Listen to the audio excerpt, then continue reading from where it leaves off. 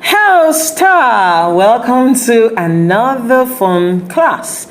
And today is just practical lesson. That's what we're going to be having, all practicals and practicals. Although today is not merely song, but we want to see how we can use our voice to take some training. So we'll be looking at voice training today. Can you repeat that after me? Voice training. Yes. A lot of singers don't know how to use their voices to sing and how to care for them. So we are going to be looking at some warm-ups, which we are going to be participating in. We'll look at the damages that if you don't take proper care can do to your throat. Then also the therapy. And we are going to be having a singing class. Yeah. Train the voice means learning to strengthen and coordinate the muscles of the larynx to achieve an even tone quality. Yes, it's just for us to be able to strengthen and coordinate the muscles of our larynx. Larynx is a small voice box that aids breathing and talking. Not just to get that which we just said, but also to get rid of the constrictions. Now, constriction means a narrower part when it's tightened. This way we develop the vocal registers. So when you are asked what this is, you should be able to say that the reasons why we do voice training is to get rid of constrictions. Every vocal register is characterized by different degrees of engagement of these muscles in different resonance qualities. Resonance qualities means the degree of increased frequency. Then we said vocal register. Let's understand this a bit. It's understanding your vocal range of tones. Yes. So you must know all of these and they will be put in place. Now we'll be having a video that we'll be watching and the video is going to be telling us lots. But before then, let's look at some of our own warm-ups. The human truth. Can you see this human truth?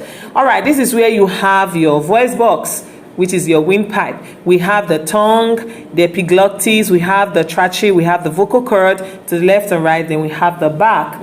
Now, the epiglottis talks about a small movable lead just above the larynx. Then the trachea talks about your windpipe.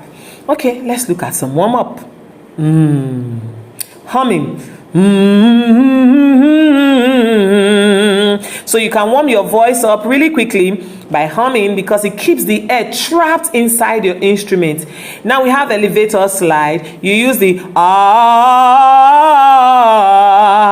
that sound and start on a low note and smoothly slide right up to your highest note and back down again. Then you have the lip bubble. It's just like blowing a raspberry. You start by putting your fingers into your cheek near your chin and then keeping your lips closed but relaxed. Blow air through it. All right, all of this helps you to warm your throat. Like I said, we have a video, so let's watch the video to learn more. I'll be right back to conclude this class.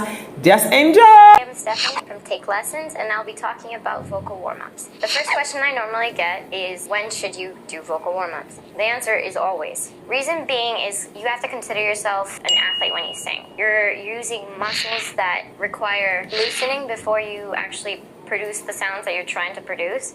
So the first exercise that I think is important and is actually very helpful is humming. Reason being is when you hum, you actually find your mix without trying too hard. So when you hum, the sound completely comes to your face and sits in a very relaxed manner. And most of the time when you're humming, you actually get pitched correctly as well. So if you take your hands and place it on your face and hum anything, you should feel a bunch of vibration in your hand and in your face. It also is a gentle way of warming up. An exercise you can do, now we'll demonstrate, is humming any scale. Another exercise you can do is sirens. So the reason being is that you actually learn to control your registers. So you want to first start from your chest voice. So I'll demonstrate first 3 placements in terms of registers. Now mix.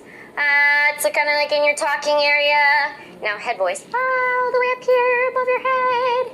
Okay, so if you use a closed vowel like who, you're more likely to get it right because you're concentrating that air in a form that's very seamless. Whoo, whoo, and sound should be all the way forward.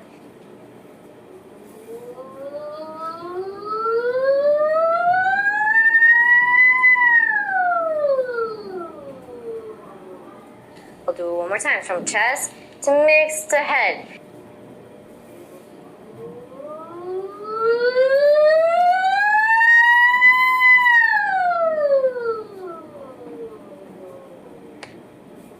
That is a siren. Alright, another exercise we can do that is very helpful is lip trills. They tend to loosen up the jaw, relax the mouth, and the tongue. If you need help doing this, you can take your 2 fingers and almost create dimples like this. So when you spit, the air should almost feel consistent and seamless. You can almost do it without the sound as well. So once you got that going, then you can do scales on them. Or even sirens.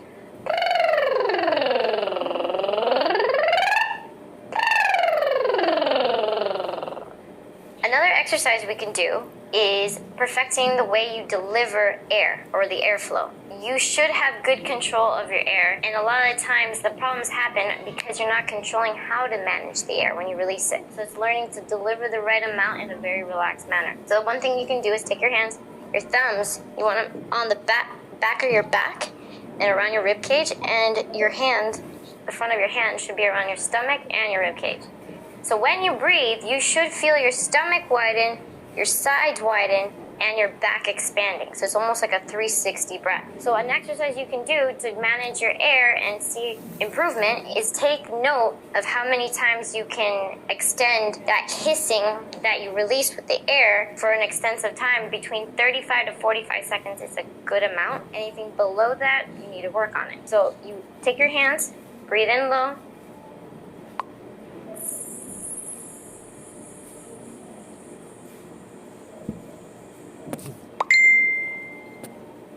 see how my air release is very controlled. It's like almost like a string of air. So you want to control that initial attack. So start controlling from the very beginning to the very end. You shouldn't hear any pitch fluctuation or feel your air kind of spit out inconsistently almost like a train. You don't want to hear,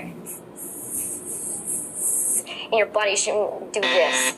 It should be controlled and seamless, like a string. Another exercise you can do is learning how to breathe correctly with time. So a lot of times an upbeat song will seem like it's harder to breathe, but it really isn't. It takes the same amount of time to breathe correctly as on a ballad or if you're singing a cappella. So as long as you keep that tempo and inhale on the correct beat, you take a correct breath.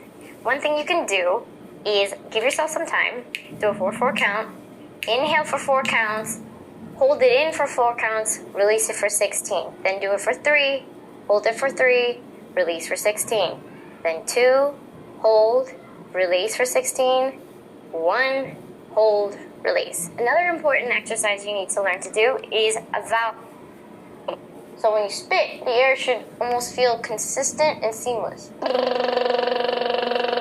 You can almost do it without the sound as well. So once you got that going, then you can do scales on them. Or even sirens.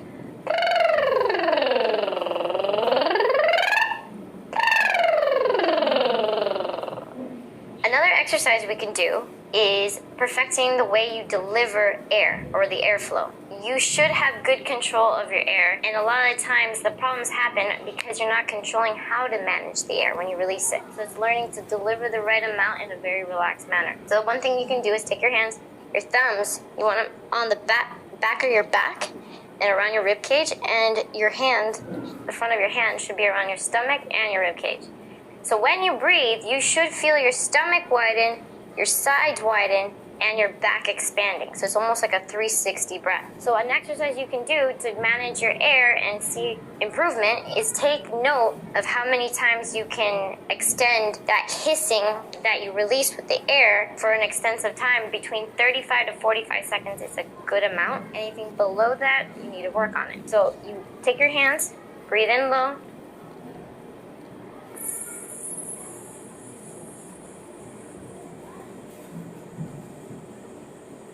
Okay, let's do some warm up. Yes, we're going to take some warm up classes, and it's basically on do, which is our natural keys. Do, re, mi, fa, sol, la, ti, do, ti, la, sol, fa, mi, re, do. All you need to do is take it after me slowly till we hit the pitch. So you go do, re, mi, fa, sol, la, ti, do, ti, la, sol, fa, mi, re, do. All right, so we are going to take the song. Just listen to do a dear.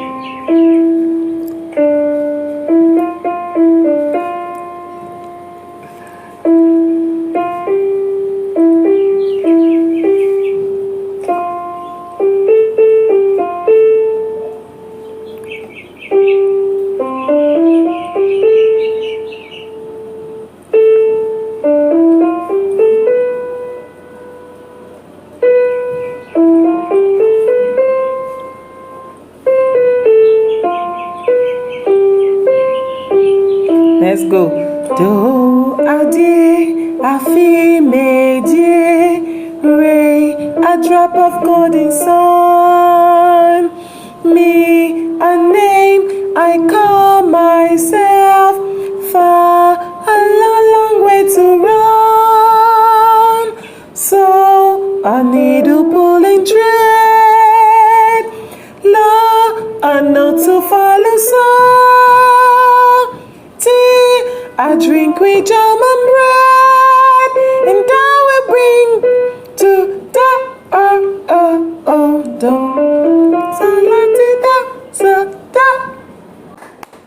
Bravo! That's welcome back. How did it go? I hope you enjoyed the class and you were able to look at all the warm-ups and all the tips. Could you give me one warm-up tips? She talked about siren. All right, good. And also the vowel exercise using the a, e, o. All right, now let's look at these sustainable practices.